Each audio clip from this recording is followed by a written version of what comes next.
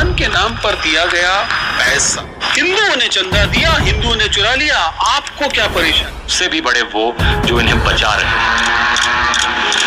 राम मंदिर करोडो हिंदूंच्या श्रद्धेचं प्रतीक. या मंदिरासाठी देशभरातून लोकांनी मनापासून दान दिलं. कुणी 10 रुपये दिले, कुणी लाखो रुपये दिले, तर कुणी चांदीच्या विटा आणि सोन्याचे दागिने अर्पण केले. पण काही वर्षानंतर या दानाच्या व्यवस्थापनावर गंभीर प्रश्न उपस्थित झाले.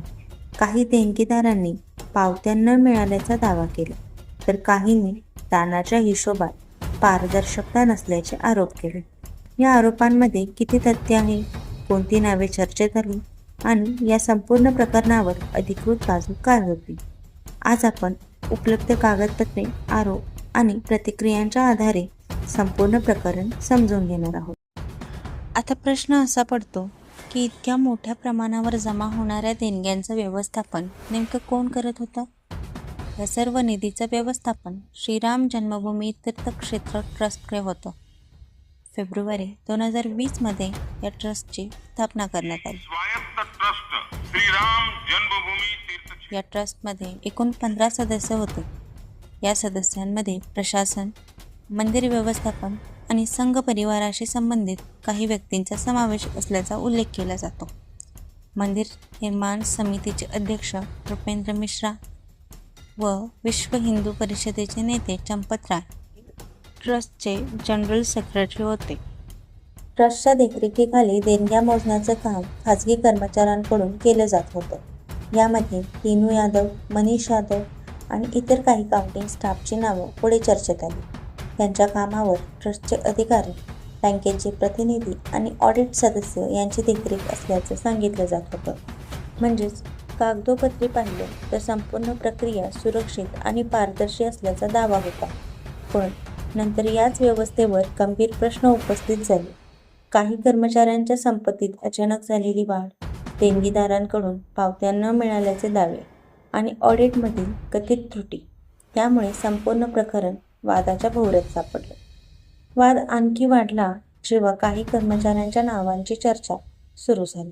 यामध्ये सुभाष श्रीवास्तव, टीनू यादव, अविनाश मिश्रा, लवकुश मिश्रा, अनुकल्प मिश्रा, गणेश पांडे, रमेश मिश्रा आणि इतर काही काउंटिंग स्टाफची नावे समोर आली. या व्यक्तींवर देणगी मोजण्याच्या प्रक्रियेशी संबंधित आरोप करण्यात आले. यानंतर आणखी एक प्रश्न उपस्थित झाला. या कर्मचाऱ्यांचा मासिक पगार साधारण 14 ते 20 हजार रुपये असल्याचं सांगितलं जात होतं. मात्र काही वर्षातच त्यांच्याकडे कोट्यावधी रुपयांची मालमत्ता असल्याचे आरोप करण्यात आले. काही माध्यमांतील आणि राजकीय आरोपांमध्ये लवकुश मिश्रा, अनुकल्प मिश्रा आणि टीनू यादव यांच्या नावांचा उल्लेख करण्यात आला. या आरोपांमुळे देणगीच्या पैशांबाबत गंभीर संशय निर्माण झाला. पण इथे सर्वात मोठा प्रश्न उभा राहतो, जर काउंटिंग रूममध्ये CCTV होतं, ट्रस्टचे अधिकारी उपस्थित करत होते, तर एवढ्या मोठ्या प्रमाणावर गैरव्यवहाराचे आरोप झालेच कसे? आणि जर काही चुकीचे घडत होतं तर त्यांची माहिती ट्रस्टला नव्हती का? हे प्रकरण प्रथम मोठ्या प्रमाणात चर्चेत आलं ते समाजवादी पक्षाचे नेते पवन पांडे यांनी सोशल मीडियावर या प्रकरणाबाबत प्रश्न उपस्थित केल्यानंतर. त्यांच्या पोस्टनंतर हा मुद्दा वेगाने चर्चेत आला. त्यानंतर शिवसेनेचे खासदार संजय राऊत यांनीही गंभीर आरोप केले. त्यांच्या म्हणण्यानुसार त्यांच्या पक्षाकडून श्रीराम मंदिरासाठी सुमारे 1 कोटी रुपयांची देणगी आणि 25 किलो वजनाची चांदीची वीट देण्यात आली होती. मात्र या देणगीची अधिकृत पावती मिळाली नसल्याचे त्यांनी दावा केला.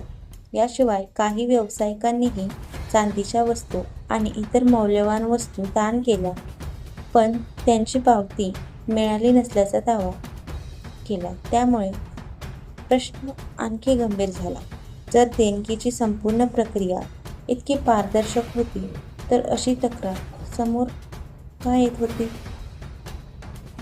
या आरोपानंतर सर्वांची नजर ट्रस्टचे जनरल सेक्रेटरी चंपत राय यांच्याकडे वळली.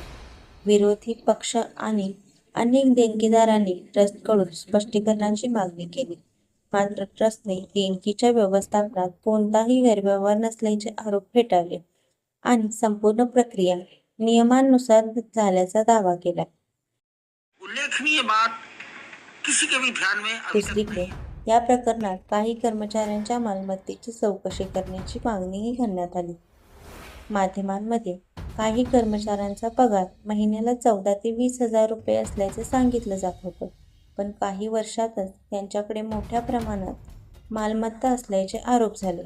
यामुळे हा दावा केवळ पावत्यांपुरताच राहिला नाही, तर संपूर्ण देणगी व्यवस्थापनावरच प्रश्नचिन्ह उभं राहिलं.